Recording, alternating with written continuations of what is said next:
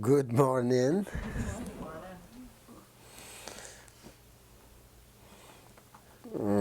First of all, I would like to say everybody Happy New Year.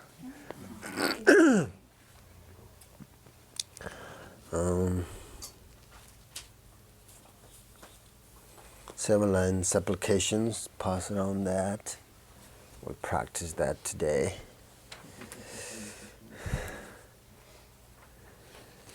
So, Happy New Year and best wish Happy New Year's to the Sangha and Dharma friends.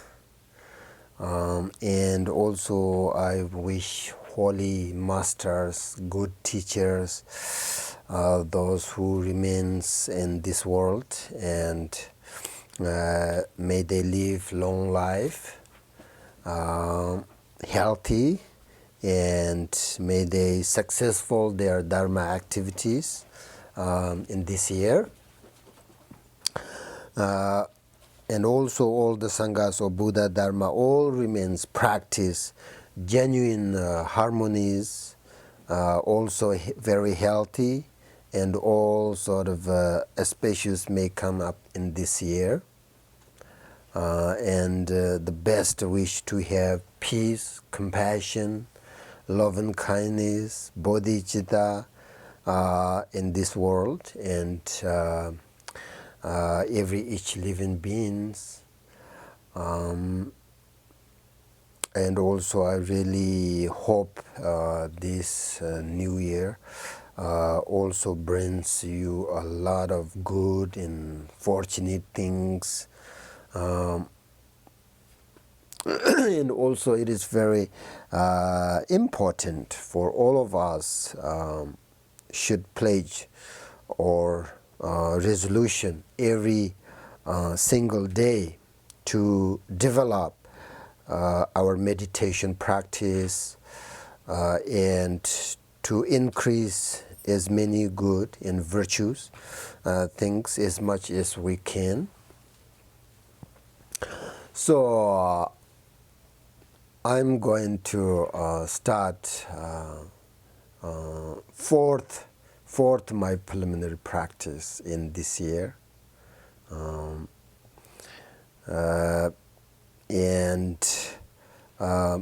that is my New Year resolution. I will finish 100,000, 500,000, my fourth preliminary in this year. And that's we need to sort of think about what is yours,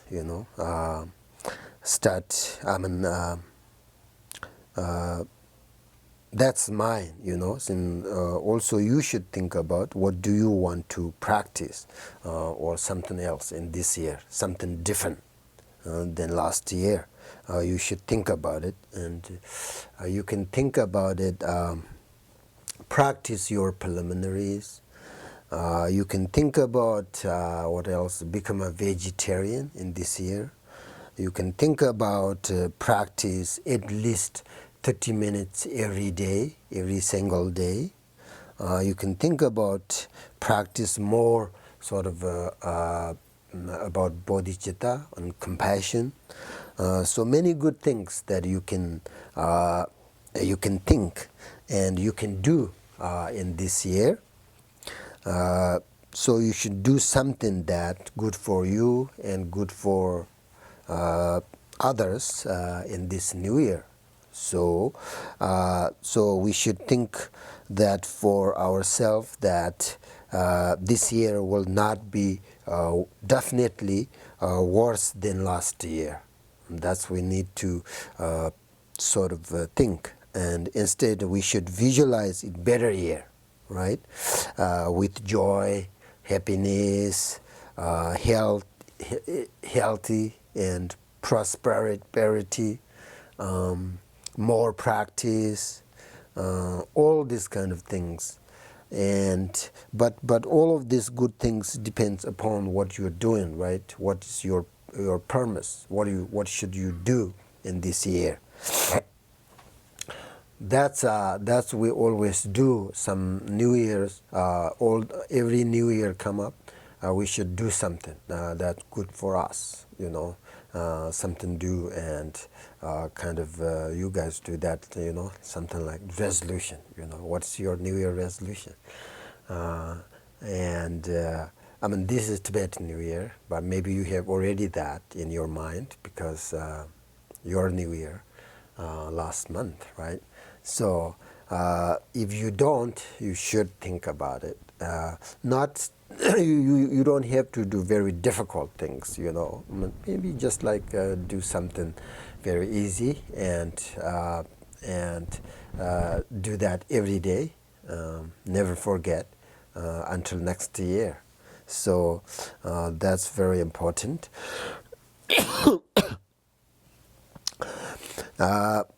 Because this is really very good news. We had a very good year last year, and we all healthy and develop your practice and helping each other, happy. So that's very. We should sort of dedicate that. We had done many virtuous things and good things that we have to remember that, and we understand we need to recognize that good fortune. And so this year also definitely we all be very healthy and more practice and develop our practice meditation. So that's Buddha said. Remember, I have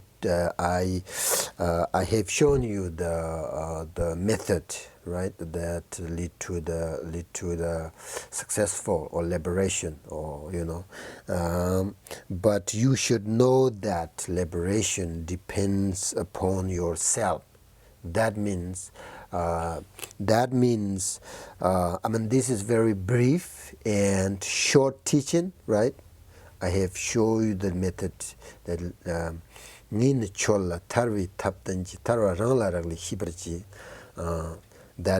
that means I have shown you the method that lead to the liberation. It depends upon yourself. Very short, but it's very profound and important teaching. So this means that the Buddha or the teacher gives the student instructions, explain how to listen to the Dharma and how to play it, how to give up the negative emotions, how to perform positive actions. And how to practice, right? So that's the response, the teacher and Buddha responsibility. They just, but it is up to the student to remember those instructions and forget nothing, right? We have to, we need to put them into practice and to realize them. Otherwise, even though Buddha can't help, that's why he said it depends upon yourself. That means you have to check yourself, and all the time, every single day, we need to recognize that we have a big responsibility in our life. So that's very important. So Buddha give us very important instructions, right? So he said, always watch your mind carefully. That's his instruction. And he says, as ordinary beings, it is impossible not to have thoughts and actions which are motivated by bad intentions, because we are ordinary people. but also Buddha said if we recognize the wrong sort of directions, wrong thoughts, wrong actions immediately and confess about it and promise to not do it again, then Buddha said we will sort of connect it with sort of good motivation and good sort of relationship, with your practice, your instructions, meditations. So that's why it is important to remember that you have a responsibility and every day correct your motivation. And that's try to have a good intention, right? So that's why Buddha said it's up to you. It's up to you.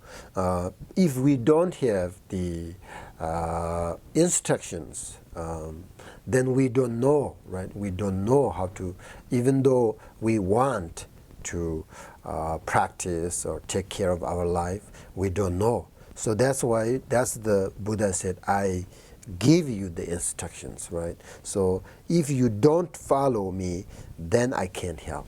So that means you have to follow and you have to take care of your life. So this year, that's also we need to think about it and what should we do? What should we do? So that's very important. That's very important. So if we always examine our mind like this, then our mind will become a workable. Our mind will, all our thoughts will become a positive, right? If we examine our motivation every single day, then slowly our thoughts will become a positive, thoughts. So that's why these are, in order to correct your motivation, we have to think about mindfulness, right? We have to think about mindfulness, awareness, all this. These are most important for antidote. If we have sort of bad actions, bad negative motivations, then these are really antidote. This helps, if you think about mindfulness and forgiveness, awareness. These are very good to practice in our life. So also I would really like to say that the most important thing remember is that when we are working together as a Sangha, that we do so in harmony, right? So in harmony with each other. So for very, very good. A very nice Sangha. I'm very happy with this Sangha. You guys help each other, and it's very good practitioner and nice people. So that's the most important is a Sangha. And keep in mind that we all Dharma friends, right? Most of you take refuge together and also practice together every Sunday or whatever. So that's we have a connection, with this Buddhism, the Buddha Dharma, So that's why we called Dharma friends. So this relationship, we take this relationship, Dharma friends relationship, until we get enlightenment. So they're never very important, not broken, right? Broken Dharma relationship. So that if you broken this, then we called, you broke the samaya, we called, That means you broke the Dharma relationship. So that's very bad karma. So what that means is, you have to keep friendly and harmoniously each other and help each other. So that's the most important for people or Buddhist student. Very, very important. So all the time remember to have good intention for the Sangha. Sangha is just a group, right? A group is, if you investigate, group is a bunch of people, right? And if you investigate, just people. So you have to harmony. This means harmony each other. There is nothing exist Sangha. The Sangha is a people. So people. So all of you. So we need to sort of keep in mind that Dharma friends and Dharma, or you call it connections. So this means that we need to help each other, encourage each other.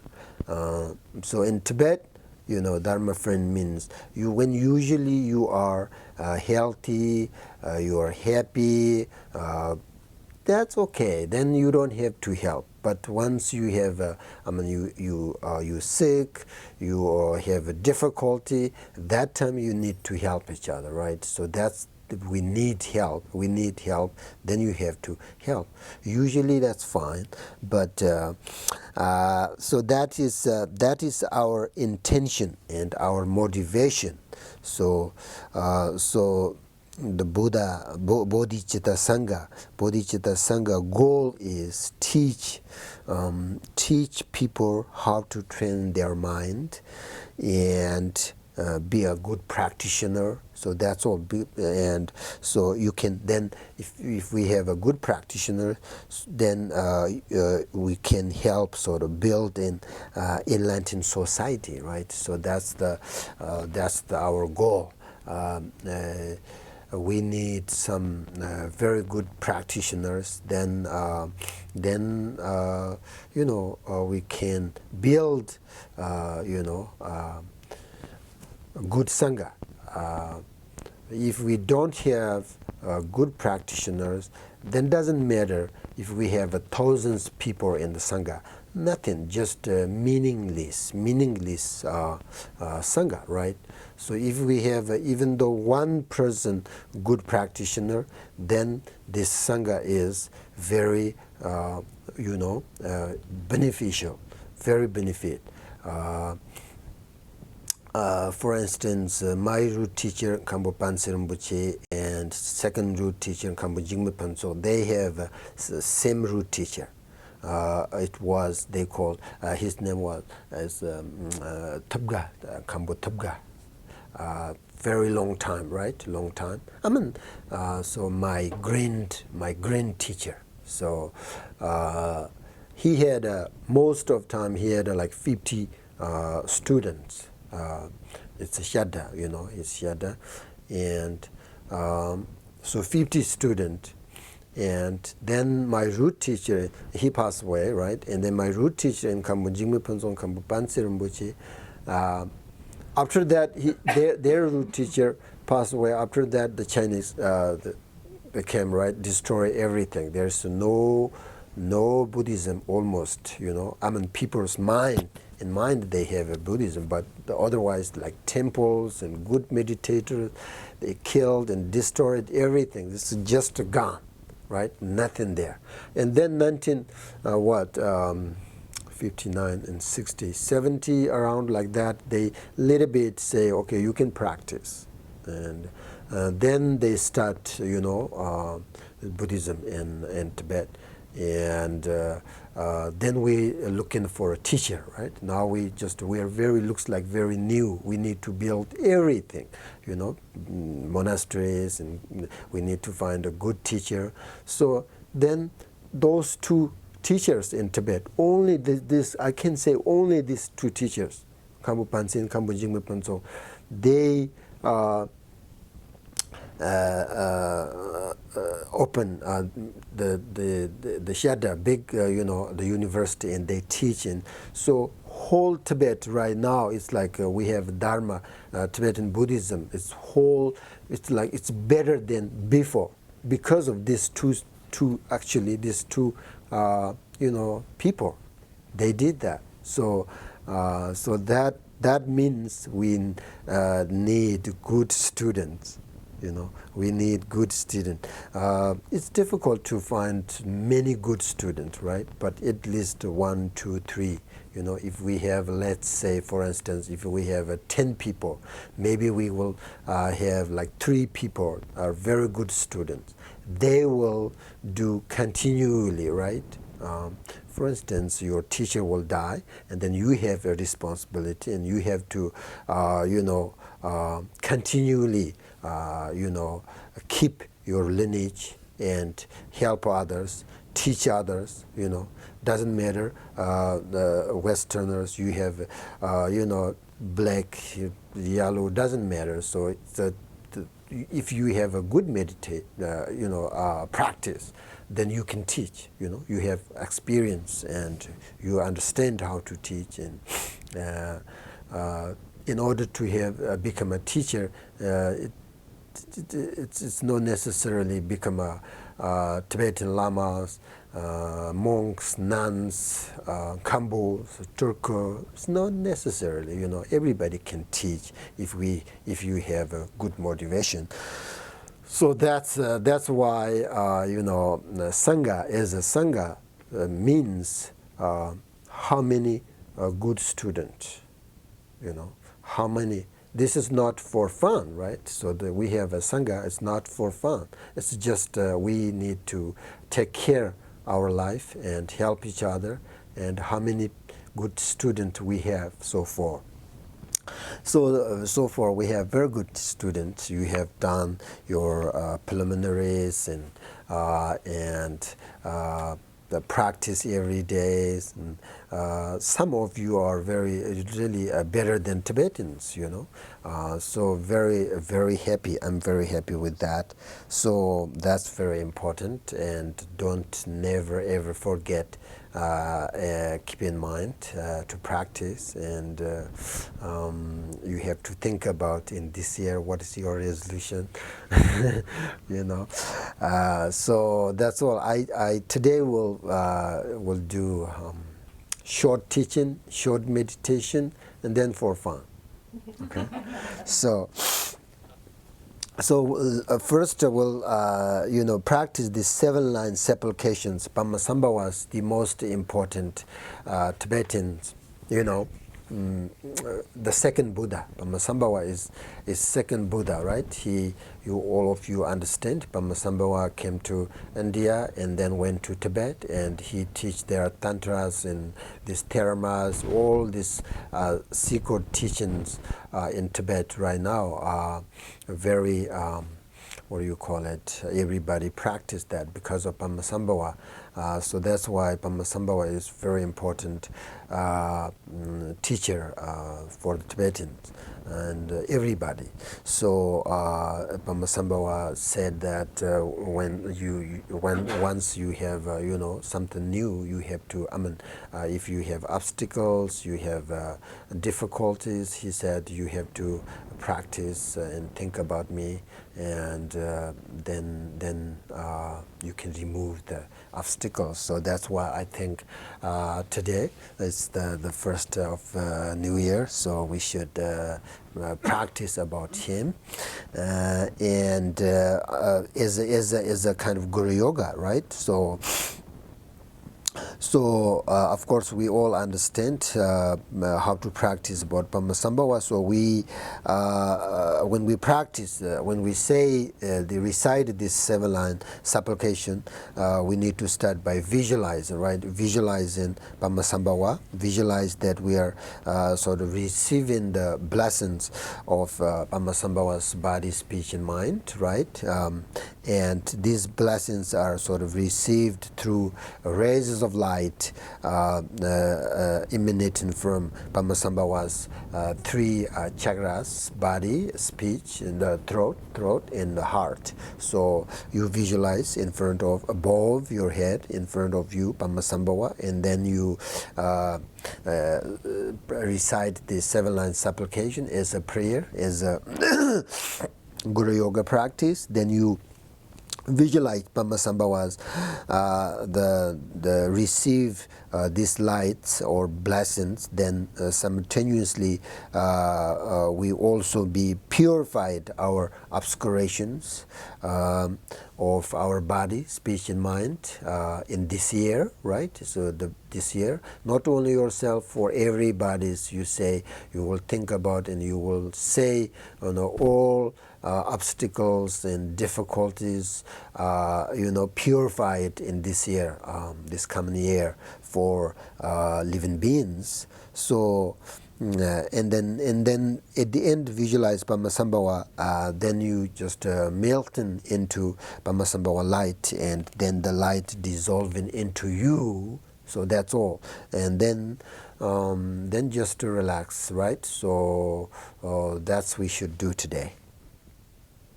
All right. We should practice the 7-line prayers a few times, and then say the mantra maybe 100 times today, and that's all. And then there is no time to, you need to visualize, and recitation, visualization, recitation, all these are together, okay, if you can. So we'll say like few minutes, we don't have much time, so now, and then most important, visualize, right? Visualize and think all these obstacles, illness, I don't know next year what happened, but I hope, I wish a better year for everybody. So please help us, so that's we need to think, okay?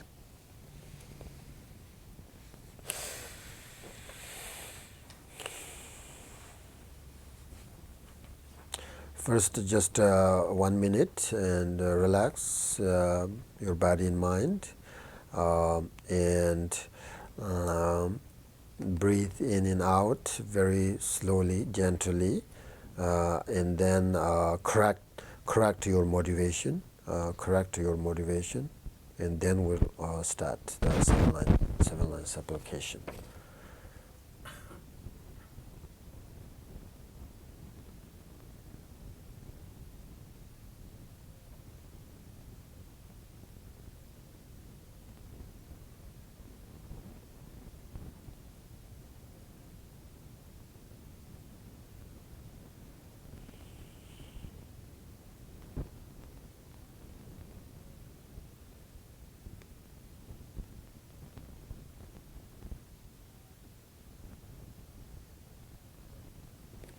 All right.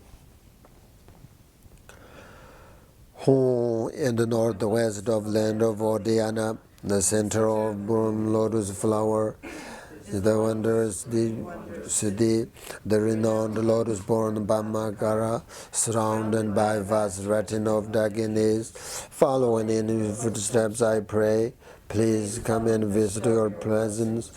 Guru Padmasambhava Hong, in the northwest of land of Odhyana, and the center of bloom lotus flower, is the one with spring, the renowned lotus-born Brahmakara, surrounded by vast retinue of Dakinis. Following in your footsteps, I pray. Please come and visit your blessings.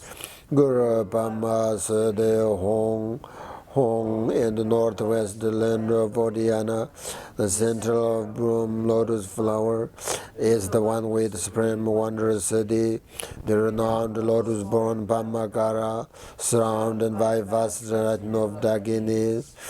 Following in your footsteps, I pray. Please come and visit your blessings. Guru Padmasambhava Hong, in the northwest of land of Odhyana, in the center of bloom lotus flower, is the one with supreme wondrous city, Surround the lotus born Pamakara, surround and vast retinue of Daginis. Your footsteps I pray, please come and visit your blessings. Guru Pamas de Hong in the northwest of land of Odiana. The center of Brahm lotus flower is the one with supreme wondrous city, the renowned lotus born Pamakara, surrounded by vast retinue of Daginis. Following in your footsteps, I pray, please come and visit your blessings. Guru Pamasade Hong. Can you give me my mala there? Home in the northwest of land of Odiana, and the center of Brahm lotus flower is the one with supreme wondrous city, the renowned lotus born Pamakara, surrounded by vast retinue of Daginis. Your footsteps I pray, please come and visit your blessings. Guru Pamasade Hong. Om Ahom Banzar Guru Pamasade Hong. Om Ahom Banzar Guru Pamasade Hong. Om Ahom Banzar Guru Pamasade Hong. Om Ahom Banzar Guru Pamasade